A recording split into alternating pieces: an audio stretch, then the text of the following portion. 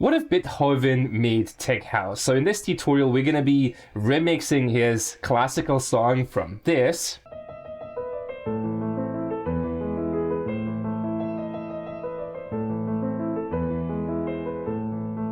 into a tech house banger like this.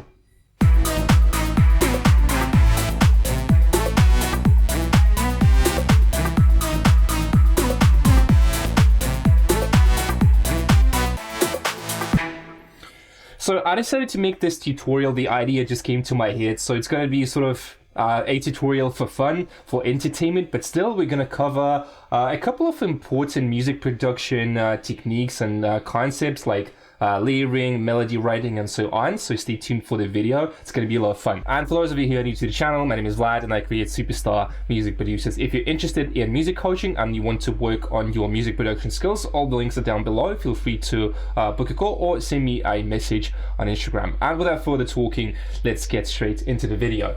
So I found this MIDI, and the first thing that I want to talk about is going to be the melody on the internet. And the problem that I faced and I encountered was that, first of all, it's not like a 4x4 time signature. So if you look at the loop, it's actually it's 6 bars long, which is not really good for dance music, but it doesn't really matter because we are making just a remix for fun. But anyway, that was the original melody.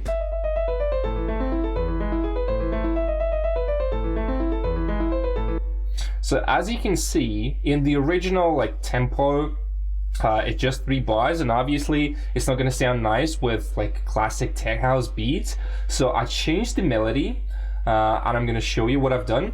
And one more problem that I faced with was that if we, for example, take this one, this sound, and we put it into the group and we play it with the kick, the bass, and the drums, it just sounds sort of boring and empty.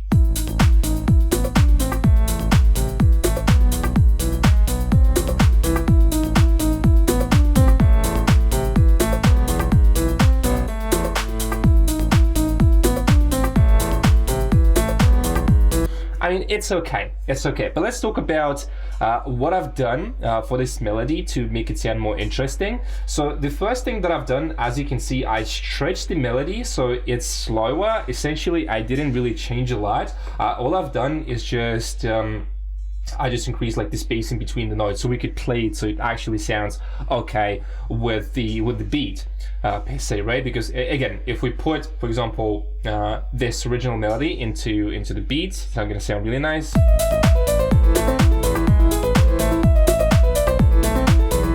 And plus, when you play with the bass, again, we can't change the notes that quickly. So this is going to be the first sound. Sort of classic super saw sound that we use for tech house. I'm not going to talk a lot about the sound design. Again, you can download the project. I just want to talk about the concept, the logic that I was using. So you can just select any sound, but the main thing is to select the right sound, because I was going through the sounds and some of the sounds just sounded horrible and it just sounded like crap, to be honest. But then again, with this sound, even just the lead sounds pretty cool.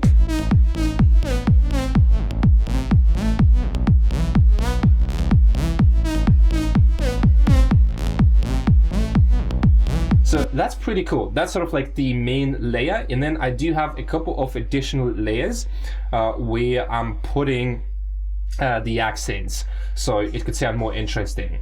So let's talk about that. I have one more layer which sounds like this. So this is sort of adding an atmosphere to the track, which sounds pretty cool in my opinion.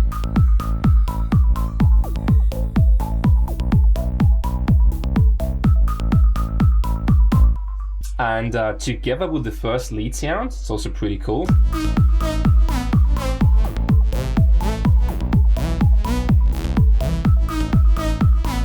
So it's already making you want to move a bit to the beat. Obviously, it's not a classic tech house track, so it's not meant to be in this style, but again, I just wanted to make it for fun. And then there's one more layer, which is going to be the super saw lead. Oh, not actually, it's a fifth. So if we play it all together,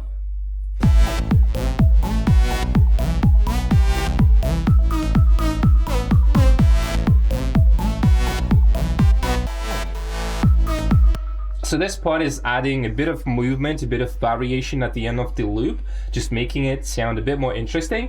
So what I've done with those notes, it's basically just an accent to put an emphasis when we are changing the bass notes. So if we play together, yeah, again, together with the bass, just pay attention to how it feels. So you can see here that the bass note changes together with this sound. So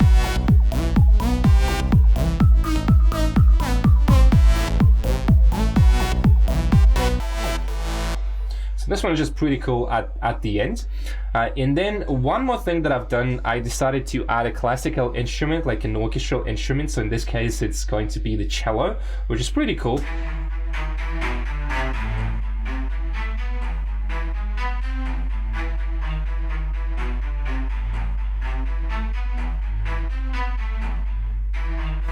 And with just with the cello, I just want to emphasize the importance of picking the right sounds for your music. Just with the cello, like, it sounds really, really nice. So if you listen.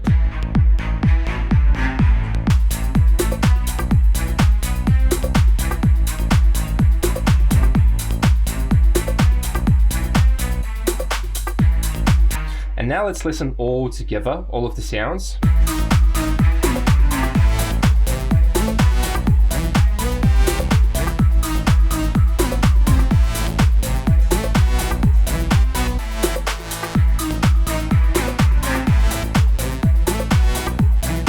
So really nice and really full. That's the main thing, because when I started making this track, I actually didn't want to like upload this video because I just realized that it sounds like crap. But this version, I mean, considering that it's just like for fun tutorial, just to make something unusual for the channel, sounds pretty cool. I mean, it doesn't sound like horrible. Harmony is pretty okay. Melody is fine. Like kicks. Okay, let's just delete the melody. If you just listen to the groove.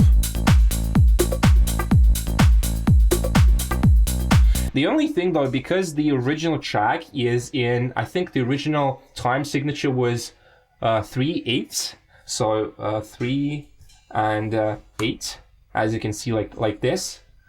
So that was the problem. So it's not like really classic time signature. And because of that, without the melody, the bass sounds sort of like weird, but just like the kick, the bass, the drums, the groove, everything is sounding pretty nice. I like that. So that's pretty much it for the instruments. Again, what I want to emphasize is the accent. So this sound is making a lot of sense. If we listen.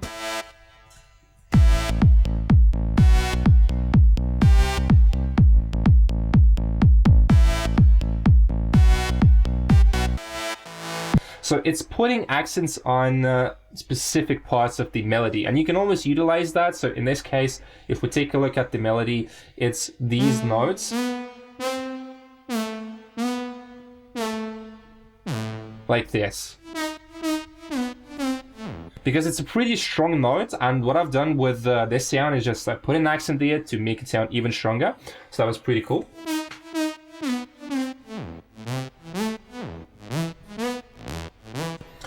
And then for the melodies, it's pretty much it. For the bass line, again, I don't want to go really deep into the sound design because it's like not really interesting, not really necessary for this tutorial. But just to quickly show you, that's the preset. Again, you can get the preset, you can get the project for free if you want to just play around with that, because you can create a cool tech house track from this sound, which is pretty nice. So what else? The kick and the bass are just like classic tech house. I just took the loop, which sounds like this, as you've heard. And then for the drums, I'm just gonna quickly walk you through. I was playing with percussion here, and what I realized that for this track, or like for this loop demo, I wanted to make a bit simpler drums, so something really, really simple.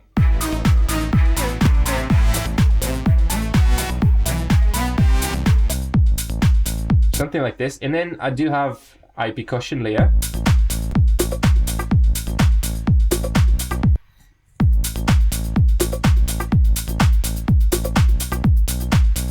So this is like a shaker loop, and then the rides, which is giving more energy to the track.